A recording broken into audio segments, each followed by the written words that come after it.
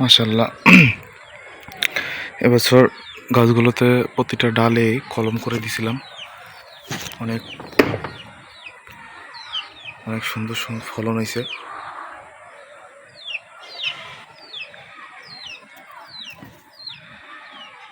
বরই গাছে প্রতিটা গাছের ডালে কলম করে দিয়েছিলাম। প্রতি বছর নেয় কলম ছাড়া যেটা এমনি গাছের সেগুলোতে এখনো ফুল রয়েছে, আর এগুলোতে কলম করে দেওয়া হয়েছিল। এগুলোতে মাশাআল্লাহ বড়ই পর্যাপ্ত পরিমাণে বড় হয়ে গেছে, হয়তো আর সপ্তাহখানিকের ভিতরে খাওয়া পড়বে।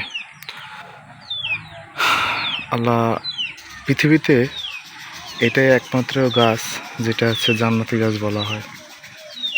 এটার গুণাবলী যদি বলা শুরু হয় তাহলে শেষ হবে না, এতটাই এটার গুণাগুণ এত।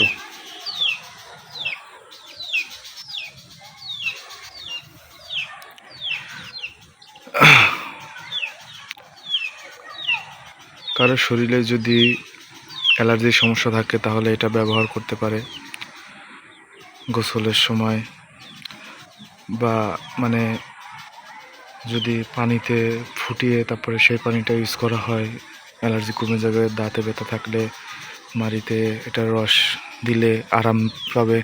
বিভিন্ন উপকার আছে। কারো মাথায় চুল পড়া ধরলে এটার রস মাথায় দিলে কিছুদিন চুল পড়া রোধ পারবে। অনেক অনেক অনেক উপকারিতা।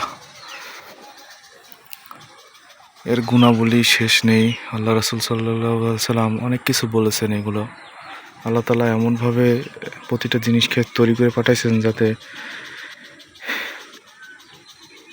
মানুষের উপকারী হয়, পশু পাখি সকলেই ব্যবহার করতে পারে। মাশাআল্লাহ, আল্লাহর যত শুকরিয়া আদায় করব কম হয়ে যাবে।